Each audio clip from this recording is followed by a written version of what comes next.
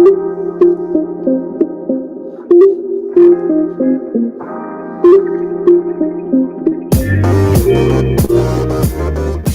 to the Wolverine Digest podcast, the best spot for objective and authentic coverage of Michigan athletics. If you want open dialogue, honest opinions, and in-depth coverage of the maize and blue, this is the podcast for you. And now, here's your host, Brandon Brown, joined as always by Chris Breiler. I was going to start by saying go blue.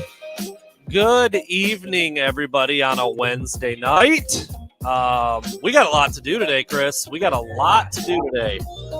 We are now 17 days away from kickoff.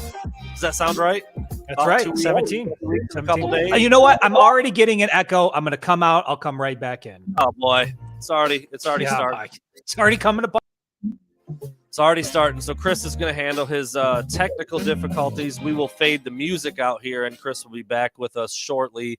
And yeah, we do have a lot to do today. We got a chance to talk with Jim Harbaugh earlier today.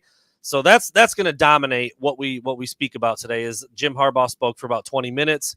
You know, he hit on a lot of different topics. I made a bullet point list of 7 or 8 of them. Me and Chris are going to throw some different things in there.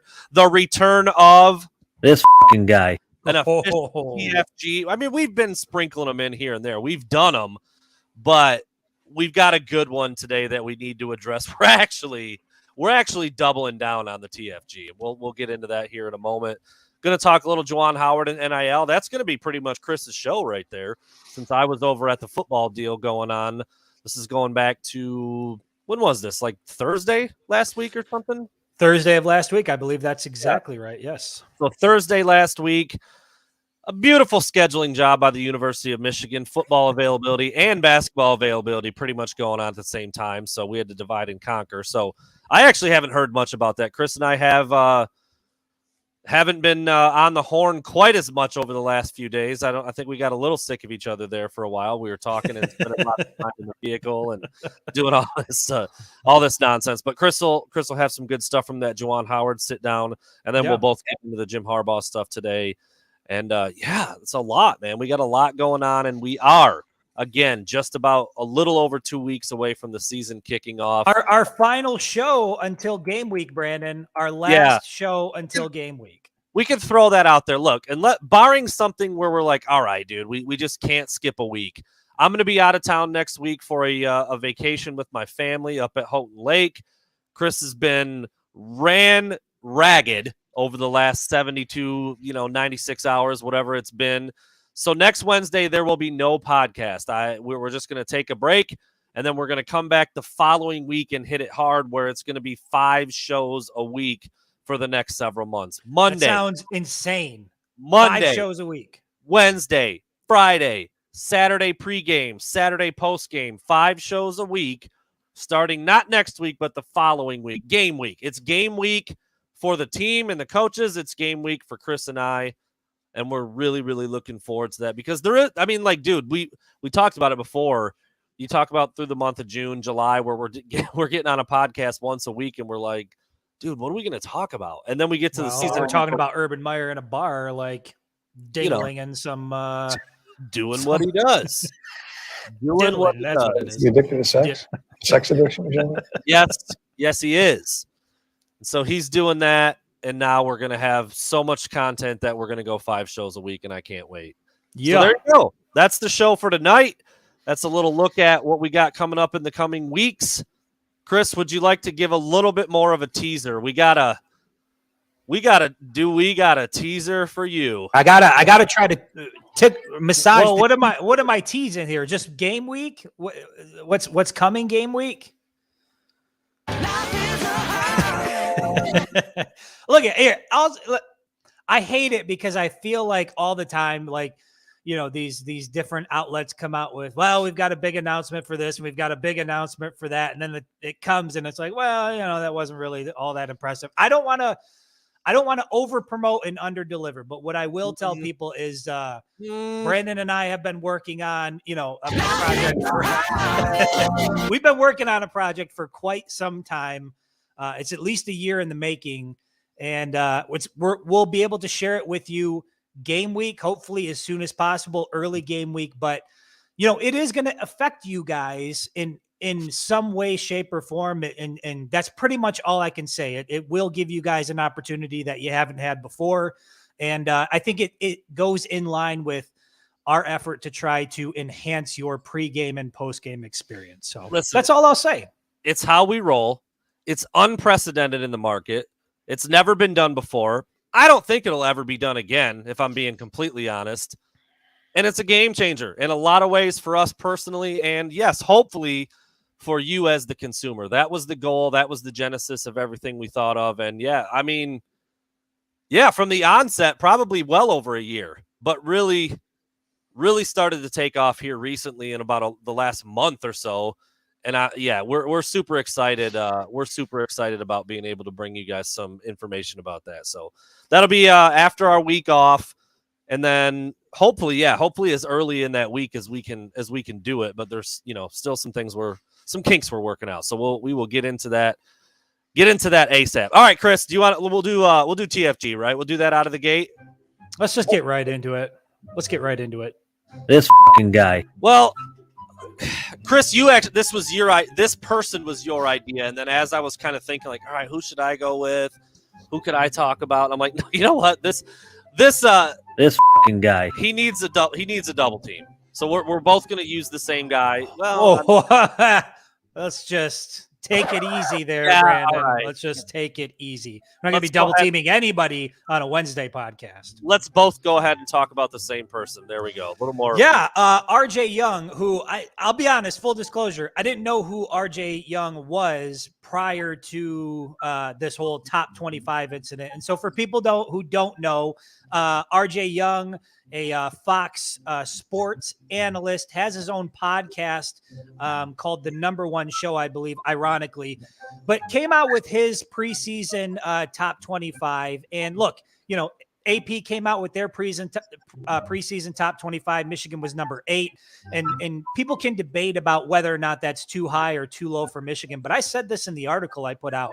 There isn't a single analyst, fan, anybody in the country that's debating whether or not Michigan actually belongs in the preseason top 25, except RJ Young. And we put the video out in the article. I'm not sure. Again, full disclosure, I was only able to make it like a couple minutes into the video before I just couldn't listen anymore. But look, I think if you're in this industry long enough, it's inevitable that you're going to have a bad take or two. But I can't remember ever hearing anything quite as bad as that particular take on why the University of Michigan, defending Big Ten champions, don't belong in the top 25 heading into 2022. It just didn't make any sense. Brandon, could you make any sense of what his argument was? Dude, it's just asinine. I mean, like, there's no other way to put it. It just does it. I don't know, dude. I mean, we talked about it on the phone. Like, first of all, the dude's voice was crazy. I couldn't listen, like, audibly. I couldn't stand him. Second of all, get back on your motorcycle and go somewhere. That's what I thought immediately when he started talking about his Gold Wing 700cc or whatever the hell he said. Like, bro, do you want to see who it is? Like, who's in his top 25? I mean, there's other teams in here. I mean, come on, listen, we have Michigan State at number 7 in RJ Young's top 25. Michigan didn't make it. Michigan State makes it at number 7. Arkansas makes it at number 9. BYU at number 15. Kentucky at number 21. Minnesota 22. Tennessee 25. I mean, these are all programs that I can't understand how somebody who's actually in this industry and supposed to be taken seriously can put out something like that. And how can that stand? How can this aggression stand? I don't know. And like, yeah, maybe he's just doing the troll thing and he's looking for attention and he wants this, he wants that.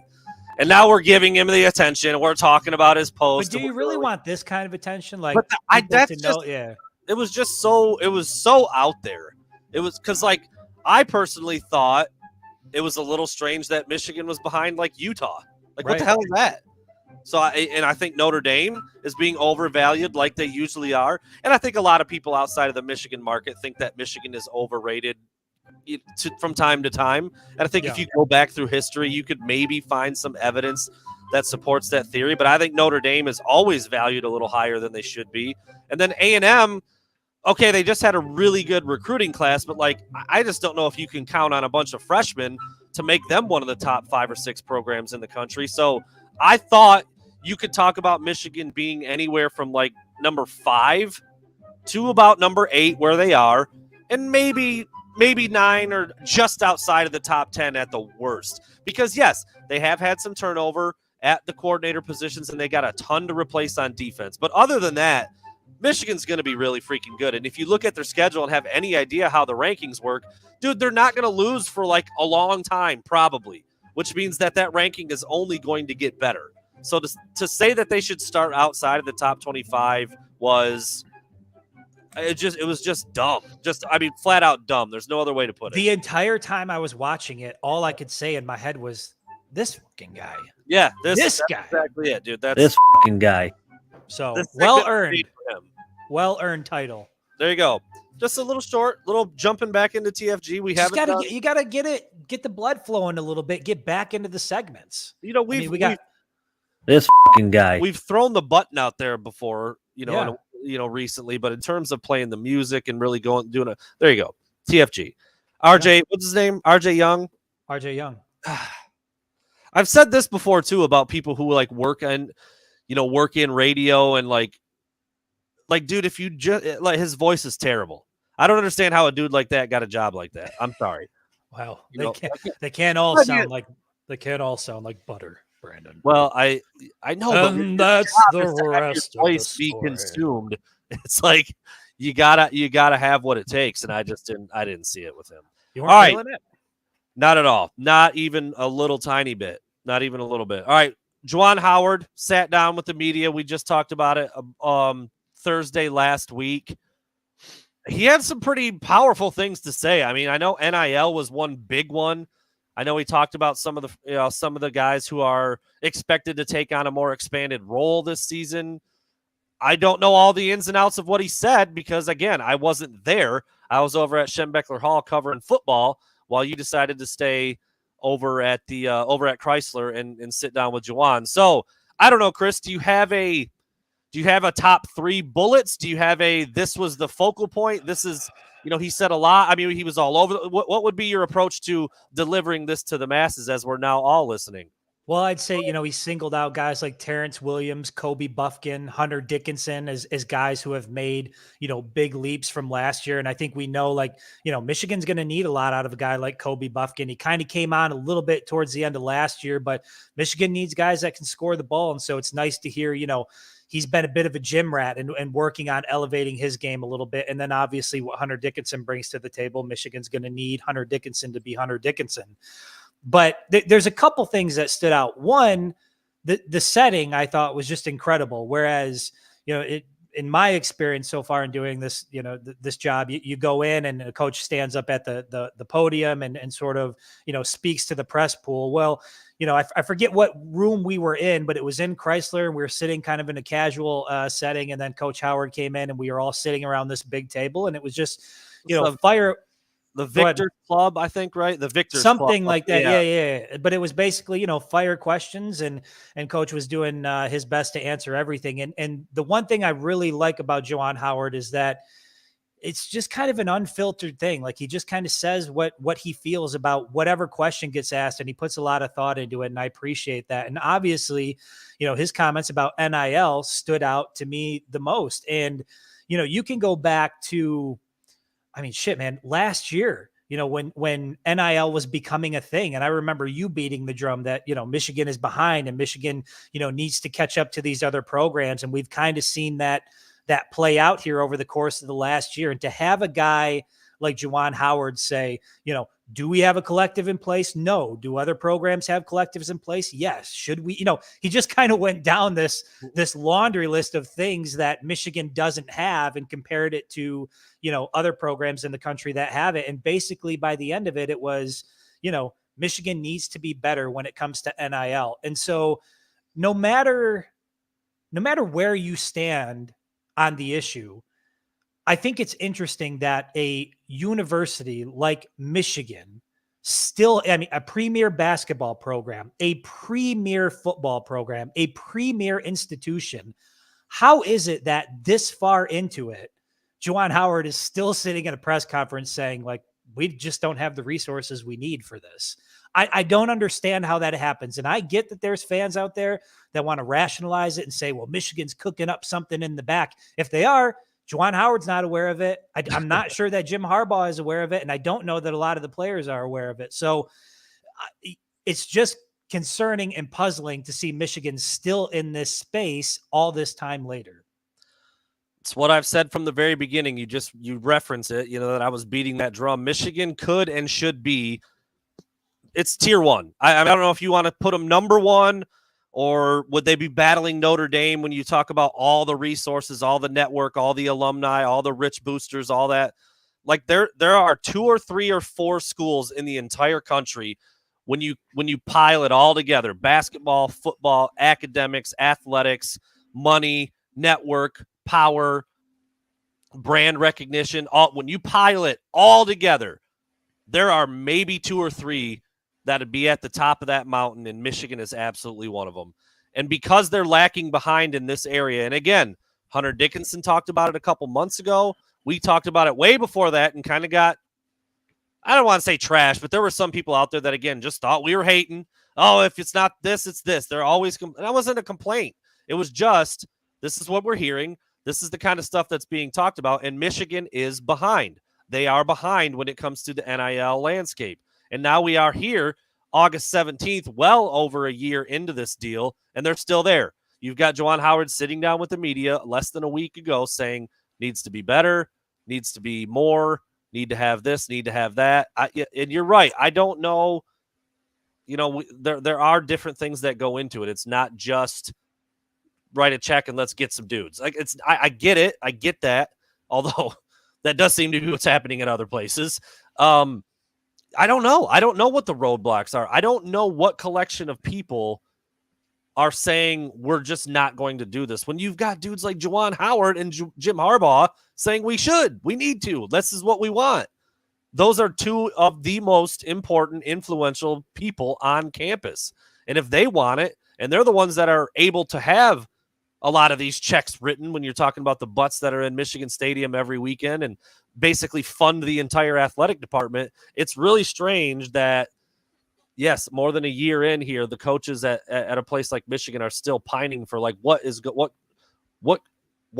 can't we have this? Why are other programs doing this way better and way more aggressively than we are? I can't imagine how frustrating that must be. And I think, we talked about some of the foresight that John Beilein had in the landscape of college basketball. I wonder what John Beilein would be going through right now at a place like Michigan, because he was over it 3 years ago and this stuff wasn't even going on. But it is just kind of a head scratcher when you think about how good and how elite Michigan could be in this arena. And they're just, I keep saying they, but yeah, we don't even know who the they is, but they're just choosing to not play ball. What's weird is that it seems like there's some institutions and programs around the country that are really just taking it and running with it. And then there are some that are just kind of like doing whatever they can. And they're not really the Bamas or the Miamis of the world, but they're not the bottom tier either. Like, I don't even know if Michigan's in that middle tier yet when it comes to NIL. Like, the fact, like, when Juwan Howard was asked a follow-up question, like, have you had these conversations with people that are in a position of power to do something at Michigan? His response was like, yes. And he kind of shook his head and he said yes over and over. And then he chuckled. It's like, I almost gathered that it's coming from a place of frustration at this point, that, like, look, we've been in this thing for a while now. Is it hurting the basketball program on the recruiting trail or in the transfer portal? Not necessarily, but it's certainly not helping us the way it could be. And I think if Juwan Howard wants that, and if Jim Harbaugh wants that, pretty safe bet that the players want that as well. And so, again, it doesn't matter what anybody on the outside thinks. The people who are actually there getting things done, the coaches, the student athletes, they all seem to be for this. And so I'm not sure, you're right. I don't know who the they is that that is preventing Michigan from jumping headfirst into this thing, but it appears that it's becoming a problem to the point where Juwan Howard spent a significant amount of time during his press conference talking about it. Yeah, and to kind of reiterate, D2K2 from the YouTube page is talking about Michigan will not pay for play. That's not really even what this is. No. This collective that can be in place for everybody that's an athlete at Michigan to earn, whatever the number. I can't remember what the school was. Was it SMU? I think it was SMU. SMU put a collective in place where even all of their football players are now going to get like a baseline minimum of several $1,000s just for being on the team. Didn't Texas Tech do something like that too? Yeah, there's $25,000 per player or some shit like that. There's a lot of players out there, a lot of places out there that are doing that with their players. And yeah, I don't know. I mean, you can see some of the comments right here, even Darren May right there at the bottom. I'd want my players to have incentives to do better. Well, that's something you can't do. We just learned a little. I wasn't really sure how that would work, but the quarterback at LSU just decided to stop playing football basically because he didn't win the job, and he doesn't have to give any of his NIL money back because it can't be based on performance. That's not what it's for.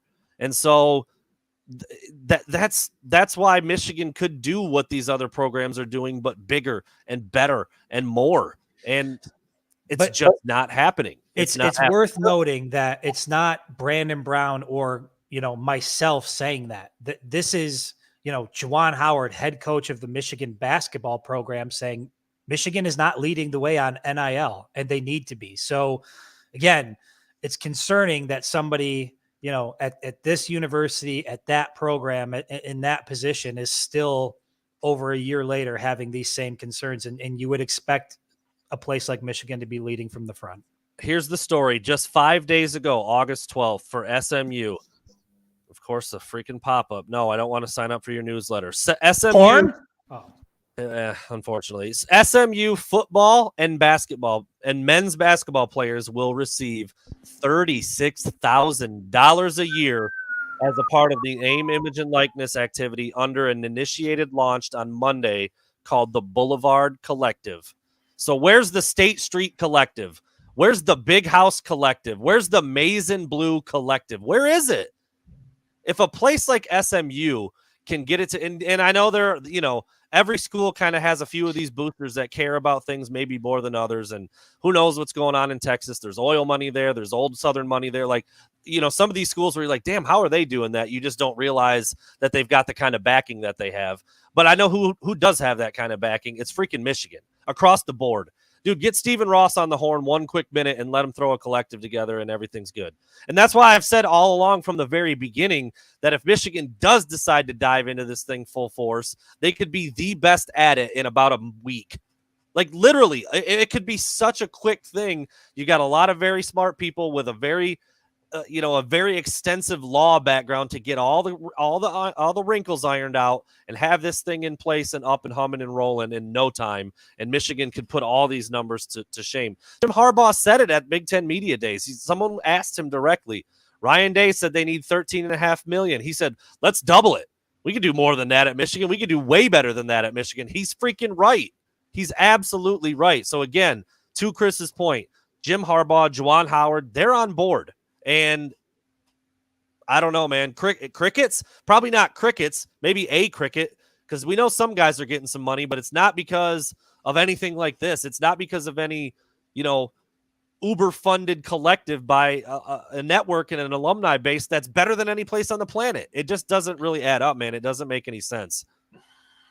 Yeah, that's where I'm at. And again, I just go back to the fact that this isn't some low-level institution out there. This is the University of Michigan. This is Juwan Howard. This is a premier program. And the fact that he is meeting with the media and basically saying, like, we don't have any help on NIL. We have to do better. It's just puzzling for a place like the University of Michigan. I don't get how that happens. And it's not like NIL came out of, left field. Everybody knew it was coming. And so the groundwork and the foundation for something in place should have been those plans should have been laid before it even went live. And so again, as you said, Brandon, here we are a year later and you have the head coach of the basketball program asking for help. let me just put it like this. I mean, and these are numbers that you or I, or hell, I don't know. Maybe somebody out there is worth $100 million that's listening to us right now. I doubt it, but if you are, so Stephen Ross, I bring him up, and it's not his responsibility, but he's just one guy. Yes, it is. Well, Stephen Ross, get your shit together. Maybe it is. This is a guy that we all know that's worth a ton of money in the billions and billions, and has given very large athletic gifts to the University of Michigan before, and obviously the School of Business, which is named after him. But you start throwing some of these numbers around, right? So $36,000 per player, even if you did it with all the walk-ons, that's 125 guys. That's $4.5 million. $4.5 million bucks. That's a lot of money. It's not to Stephen Ross. If you gave that amount of money, you could take care of Michigan's football player and entire roster, top to bottom, for the next 25 years for $112 million. Again, it's a shitload of money, but he's given half a bill before with a B, dude, with a B. So you get him, you get several other high flying alumni from Michigan who have a B next to their name, not an M, a B. And you start to put some of these collectives together, and you could literally take care of athletes in football, men's basketball, women's, any sport you really wanted to name for the next 50 years. And it's a write-off for them, and it doesn't even put a drop in the bucket when you start to accumulate it from multiple places, which you could absolutely do at Michigan. Dude, 50 years from now, players would be set if you could scrape together $250, $300 million, which has happened before at Michigan pretty regularly. And you know what's great about that is it's legal. You're able to do it. And imagine what that would do on the recruiting trail. Because now you know, hey, if I go to the University of Michigan, I'm set. If every single player is guaranteed $50,000 a year, whatever the hell it would be, that's a pretty powerful tool on the recruiting trail. So I think people are still of the mindset like, oh, pay for play and shiesty, dirty tricks. Like, it doesn't have to be like that. Michigan has people in the alumni base that have the business acumen and the financial backing to put something like this together, and could have done it a long time ago, and for some odd reason haven't, to the point where now the head coach of the basketball program is saying, hey, we don't have anything like that, and it would be nice to have it. So if anybody out there is listening and would like to do that, let's make something happen. I mean, that's basically where he's at. That's what he's saying.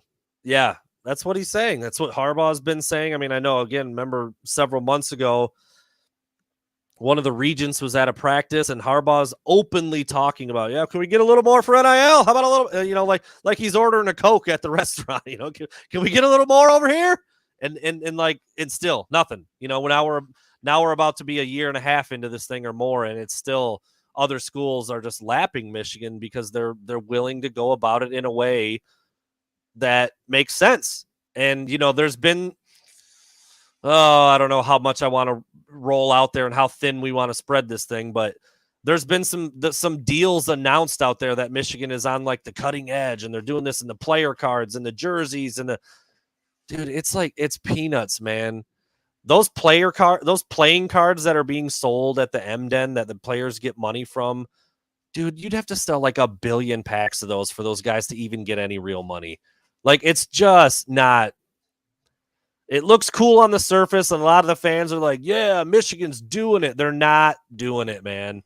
And you wouldn't have, and again, this isn't me saying it. It's not Chris saying it. It's Juwan Howard saying it. It's Hunter Dickinson saying it. It's Jim Harbaugh saying it.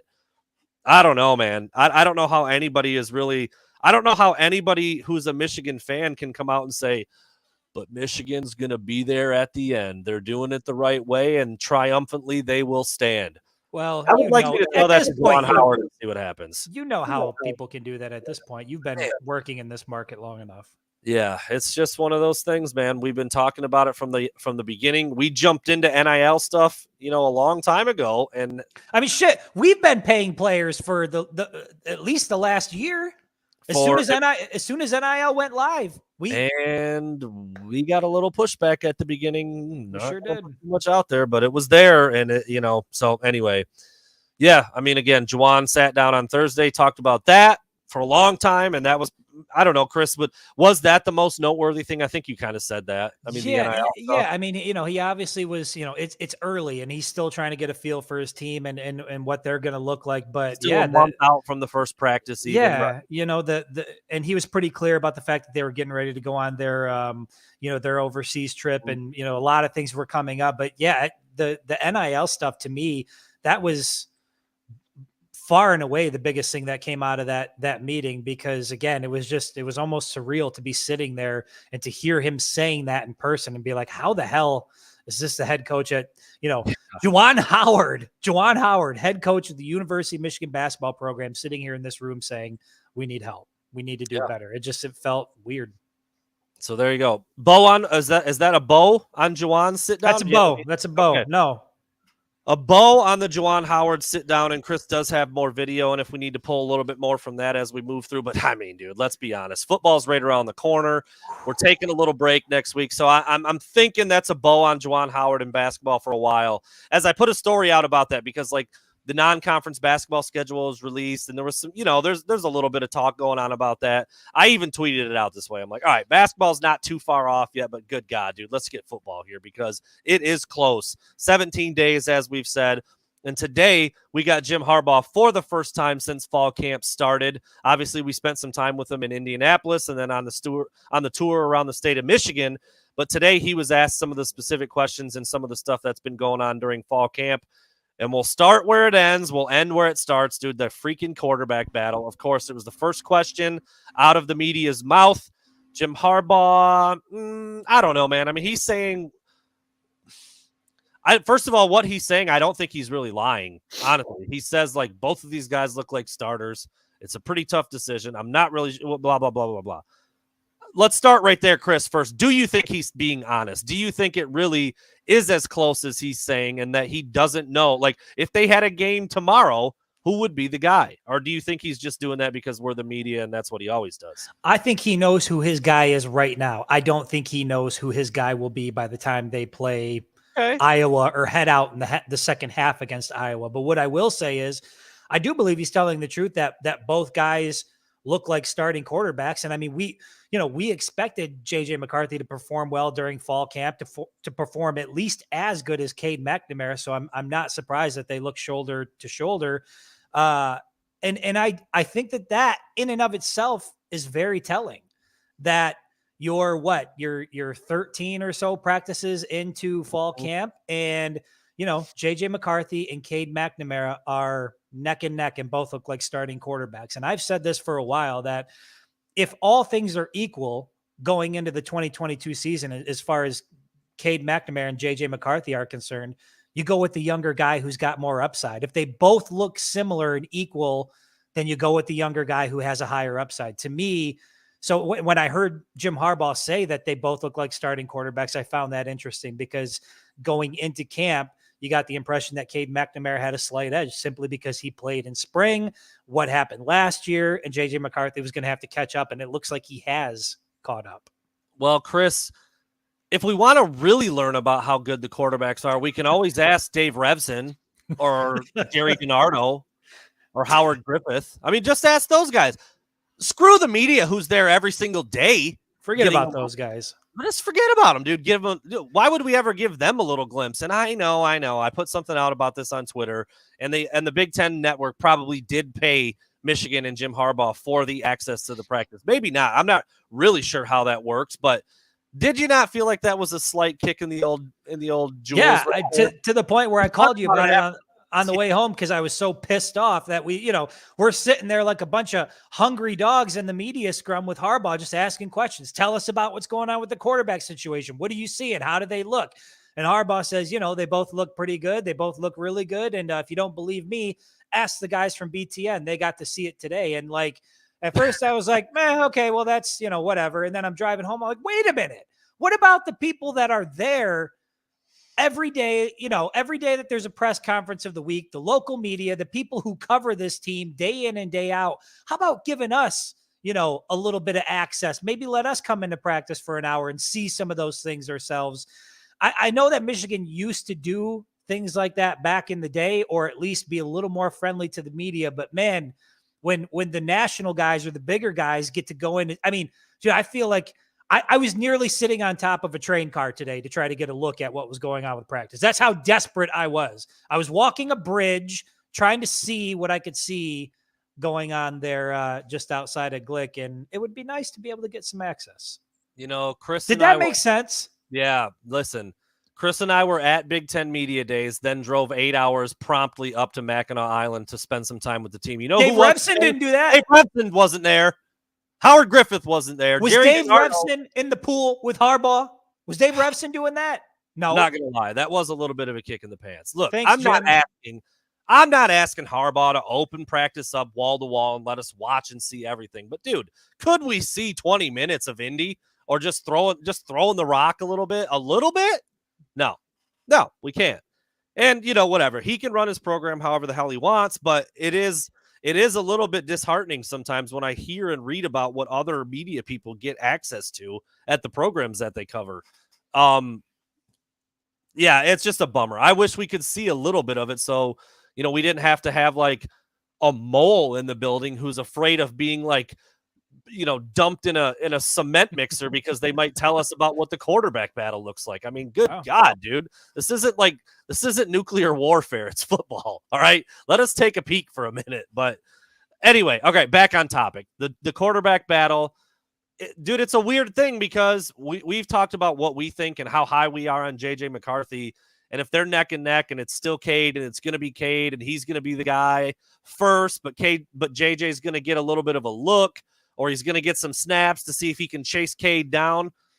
Dude and I don't even want to say the words because it makes me feel bad. We've met him. You have to say it to be fair. You got to ask him. AJ just not that good? He's just not good enough to overtake Cade? He's just not good enough to do it. If he was, it would be a done freaking deal, would it not? Listen, maybe it's unfair. Maybe the expectation that guys like us put on him was a bit unfair because, I mean, we've said this on a number of shows. I know I've said it, that I just thought it would be painfully obvious. We saw a little bit of JJ last year. We saw Cade play most of the year. I thought, man, you know, JJ's got a year under his belt now. They're going to get into fall camp and this thing is going to be obvious. And the fact that it's not yet does raise some questions a little bit. And it's like, you know, how can it not? Because what I saw last year was a kid who, if given the opportunity, would be leaps and bounds better than Cade McNamara. That's what I thought. And so the fact that it looks like they're neck and neck in practice, I'm not sure. Yeah, he's coming off of an injury, but he's fine now. I mean, he's a young kid. He's, you know, it's like riding a bike. He's back on the bike. He's ready to ride now. I don't think that injury is playing any issue in what's going on right now in fall camp. It would be nice, going back to what we said before, it'd be nice to be able to go in there and see it firsthand and just watch these guys perform and say, okay, I can see a little bit of it now. Right now, it doesn't make any sense. And you do have to start to ask those questions. Is there maybe something going on with JJ McCarthy that we're not fully aware of? You know, Harbaugh said a couple things today in reference to this battle. You know, he said, you know, the cliche saying, which he didn't say correctly, he pulled kind of a George Bush on it a little bit, but if you've got two quarterbacks, you don't have any quarterbacks. Like that's kind of the cliche saying. And honestly, dude, like I know Harbaugh blasted the people who feel that way. He said people are born originals and then they die copycats because they just say stuff like this. But dude, I tend to think that statement's pretty true. If you don't have a guy who is the freaking man and you know he's the man, do you really have a starting quarterback, or do you just have two guys that can both kind of play? I tend to feel that way a little bit. When you watch, like, you know, 95% of teams out there, they go with a guy.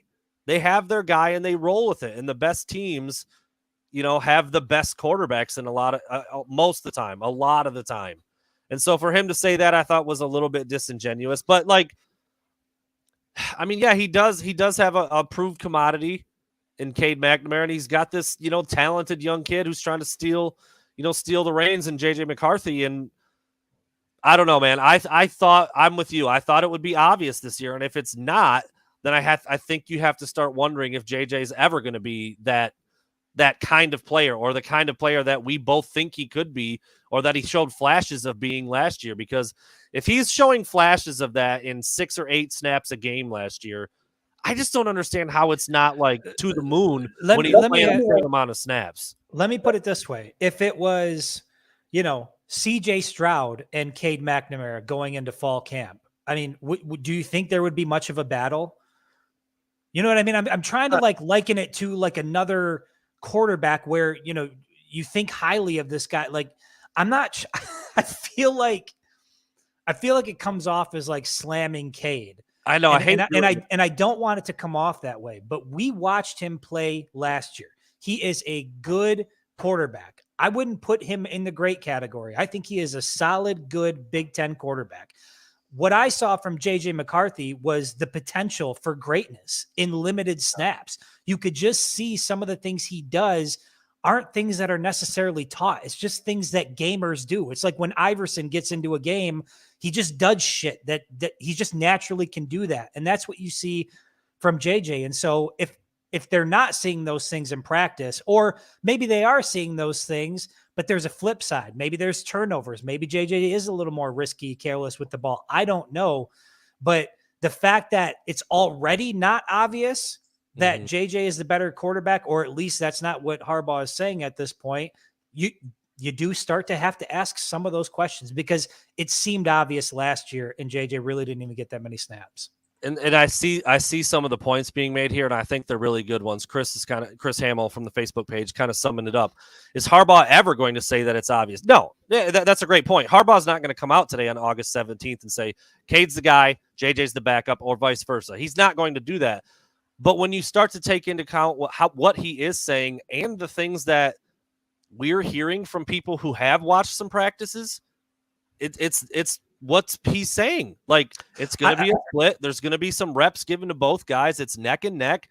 It looks like JJ's got more potential, but Harbaugh loves it. I mean, like, that's what we're gathering and what we're hearing. So I mean, we're pretty much in agreement, or solidly confident that this quarterback battle is going to go well into the season. Yes. We're not going to have, I mean, by nature of the position, you have to have a guy that starts week 1, but I don't think that there is necessarily going to be anything settled at that quarterback position until maybe halftime of Iowa. And that lines up with what we've heard from people that have talked to, different sources around the program, and what Harbaugh said today. He said there's 3 options that could happen. I could go with QB-A, I could go with QB-B, or we could go into the season and see how the guys perform and make a decision then. And so he's even, entertaining the idea that this is going to be a 2 quarterback situation going into the season. And what was it that he said to the whole, if you have 2 QBs, you have none. Like, some people are born original and die copies. That's like, what he said. If you are of the mindset, this is according to Harbaugh, that if you have 2 QBs, you have none. Harbaugh's response to that was, those people are born original and die copies. And so the overall point being, like, he believes he's got 2 good quarterbacks, and I think as of this moment is probably going to play both of them quite a bit, at least the first 4 weeks of the season. Yeah, I just put a story up on this earlier this week about, like, it looks like it's going to be a pretty close split, for the first 3 or 4 games. And then there's going to be a little bit more of a slider moving one way or the other for the Iowa game. And then that's kind of going to be that. And right now, people close to it think it's going to be Cade. And again, that's where our curiosity comes from, and where we ask ourselves and ask out loud, like, maybe JJ's just not as good as we thought. Maybe the expectations were too high. Maybe the flash in the pan, exciting plays aren't that consistent, aren't that often, aren't that regular, and the mistakes that come with. I don't know. We're not really seeing it. We're not seeing it at all ourselves. So a lot of this is hearsay and piecing things together and hoping you can trust the people that are in that building occasionally. And that's tough to do. And even if Harbaugh did open up practice for an hour, we still wouldn't get that out of it. But I think you would be able to see a little bit about what makes them good quarterbacks and what makes them, solid in their own roles, because they are different. There's no question about that. Well, and to CJ's point, and I don't know if we said it, but there is also the possibility that Cade McNamara has improved his game from last year drastically. Although we talked about this before we went live, that there's certain elements of Cade's game that can certainly get better, but there's other elements like the mobility. I don't think that, that just is what it is. And I said this to you before we went live, that even when I did the interview with Desmond Howard shortly before the college football playoff, he said that basically this race was going to come down to how much does JJ develop during the offseason, because we already know what Cade is. And that's kind of where I'm at. Like, yeah, he could have gotten better from last year to this year, but I didn't expect it to be, I just didn't think he could get that much better to where it would even be, a competition with JJ based on what we could see. But apparently that's the case. And Harbaugh did it like such a classic. Yes, Blue Dove. We're doing a whole lot of speculating because that's all we can do. I mean, that's what you do, right? I mean, we'll just shut her down. We'll see you in December when the games are. I mean, we would love to be in there with the BTN guys watching practice and filming it and giving you all those tidbits, but we're not allowed. Local media not allowed. What did Harbaugh say today? He was kind of going on a little bit about the quarterback battle. He's like, and then the players are seeing what we're seeing, and the coaches, we're all seeing the same thing. And then at some point, it's going to be really obvious. Or maybe it won't, like it is right. He just told. I'm like, come on, man. Dun dun dun. He just went right back on what he just spent several minutes talking about. And maybe they should just shut the pressers down. What is the point? What is the point? They don't want to do them. They don't want to answer any of those damn questions. That video clip will be in a story here either later tonight or tomorrow. I have it all chopped up already, but I haven't typed anything to go along with it. So anyway. Yeah, right around 5 minutes of Harbaugh interesting things from the presser today will be available either tonight or tomorrow. Now, I do want to ask you, Brandon, because the last week that we were on, your slider was moving all the way over to the JJ train. Not all the way. Your slider was sliding quite a bit. You had number 9. You were leaning number 9 as a starter. Has what you've heard over the last week changed your mindset on who's going to be the week 1 starter? Let me pull up a text I just got yesterday afternoon. Is this breaking news? Are you going to give people I'm going to put a story together on this as well, but it's a really short line, so there's not a lot of fleshing out that you can do with it. But someone very, very close to the situation feels like it's going to be a 60-40 split in favor of Cade McNamara, and then that Cade McNamara will get more than 60-40 against Iowa on the road. Do with that what you want. Does that mean that's how it's going to be for the whole rest of the season? Or is that just how things have looked so far? I mean, what if JJ lights it up over the next week and a half before the game gets here, and then during those 3 or 4 first games of the season, he's just markedly better than Cade McNamara? I think that's possible, but that's what I was told. That's what I was told yesterday from someone who absolutely would be in the know, is that it feels like a 60-40 split in favor of Cade, and that it's going to be even more than that for the Iowa game on the road in favor of Cade. So, to answer your question, Chris, I was moving my slider towards number 9, but after that text message right there, I got to slide it back over to number 12. And I don't know, man. We've speculated a lot, and I know you keep saying, if it was so obvious, I think it is, it would just be JJ. And it just hasn't seemed to be, it hasn't been communicated to either of us that that's happening. And that's surprising to me. I think at least it's surprising. Yeah, and I mean, people can point to the injury all they want. I don't think that threw things off. I mean, spring ball is what spring ball is, but I think JJ McCarthy is fully healthy. I think he's showcasing his skills in fall camp. There's no limitations. We heard as much from Matt Weiss. He's doing everything that the rest of the quarterbacks are doing. So, yeah, again, it's like the NIL thing. It's just, you hear things like that, and it's a bit surprising. All right, maybe. I need to get out of here a little bit. In a little bit, I know we could do. We might not be able to take a week off next week. I'm just saying. We'll see what happens. But one last thing that I did definitely want to get to. I made these 2 things at the top of my bullet points: the quarterback battle being one, and then the fact that Jim Harbaugh answered a question today in a way that he almost never does. Never. Somebody asked Jim, who would you say is the MVP of fall camp right now? And he flat out said Ronnie Bell.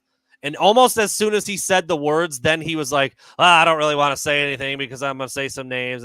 But then he went back and talked about Ronnie Bell some more. So to me, that means that Ronnie Bell is absolutely killing it, and that he is better and bigger and faster and stronger than he was before the injury, which is remarkable in itself. But even on another level, I think that just means it's going to be an incredibly productive season for Ronnie Bell, and I'm so excited to see it because, as you've mentioned many times, Chris, he came out of the gates last year looking like he was going to be an all Big Ten, maybe first teamer.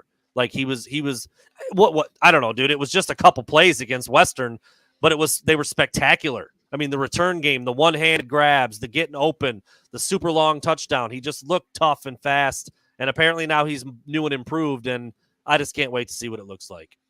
Yeah, and I think one of the reasons why people are so intrigued by the quarterback battle is because of guys like Ronnie Bell and all of the weapons that they have out there. And that's going to give you a pretty good indication on how those weapons are going to be used. It just seems like there's more of a vertical threat when JJ is on the field because there's, he's a little bit more a lot more dynamic with his legs. But going back to Ronnie Bell, that's pretty much what we've heard all fall camp is that he's bigger, faster, stronger. He's better than he was pre-injury. And so, you could see, fortunately, Revson was there at practice, got to get a little video of Bell out there running around. He doesn't have the knee brace on. He's cutting really well. He looks fast. He's got that shake, that shimmy in him. And so, yeah, Michigan, that offense has so much damn potential. And I think that's why there's so much intrigue at the quarterback position, because like I said, that's going to tell you a lot about how that offense is going to look the first 4 weeks. Yeah. Ronnie Bell with no knee brace on, exploding off the line of scrimmage, the triple jab to the fade, to the corner, right by wide receivers coach, Ron Bellamy, over the shoulder. Dude, he man. Pass from JJ, and I believe. I think it was. I think you're right. And we've just heard about Game Day Ronnie and how he's just on another plane when Saturdays roll around. And I think that plane, if the baseline was here last year for Game Day Ronnie, I think it's here, dude. I think, missing a year of football and being around it the way that he was and really attacking his rehab and trying to get out there and be better this year. And he is better. And again, it's not fudgeable just coach speak like, oh, he looks better. No, his times are better. His weightlifting numbers are better. His in and out quickness, his shuttle times, his cutting, it's all better than it was before the injury, in a measured sense, not just in an opinion like, oh, he looks pretty good, really happy for Ronnie that back after the injury. No, he's literally physically better than he was before the knee injury. And that's incredible. And I think it's going to really, really manifest in a way on the field where, before we've talked about all these weapons and who's going to lead the team in catches and yards, and it's starting to feel like it's me, Ronnie Bell. Like that's going to be him. Like whoever the quarterback is, it's starting to feel like Ronnie Bell is going to be in his bag as a senior, and I hope he is, man, because just the way it went last year had to blow like at an all-time high. It had to be awful for him. So I hope it goes really well for him in the fall, and from everything we've heard, it's going to. I mean, at this point, I'd be pretty shocked if it doesn't go well for him. Well, let me ask you this, because we've talked about before how it seemed to be like again, a very small sample size, but they're classmates. They know each other well, that maybe JJ and Andrell would have this special connection. Do you think if it's Cade versus if it's JJ, like will affect Ronnie Bell's production at all? I mean, or do you think it's pretty minimal or maybe not even noticeable? Yeah, I don't think so. Not at all. I mean, I think it'll impact it in the sense that I think it'll go up. I'm not going to move off of this perch until I get a concrete reason why that I believe this offense is more productive with JJ McCarthy behind center.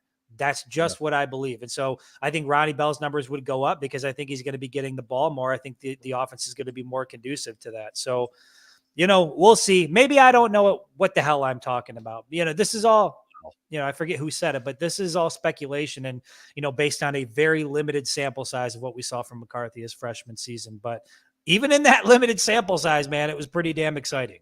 Yeah, no question. And last but not least, not ever least, Mozzie Smith, again, more praise, more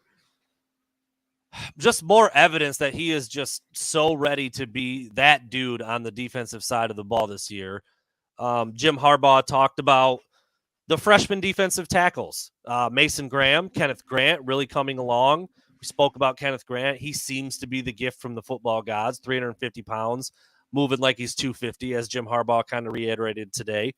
But then he said something that really caught my eye, and it's something that we kind of noticed out of Mozzie at Big Ten Media Days, just how he was carrying himself, how he was speaking, how he was conducting himself, the way that all the coaches and all the players, I mean, Mike Morris is like, and I'm quoting Mozzie Smith, he did that 3 or 4 times, and I'm 10 toes down for Mozzie. Whatever Mozzie says, we're going to do.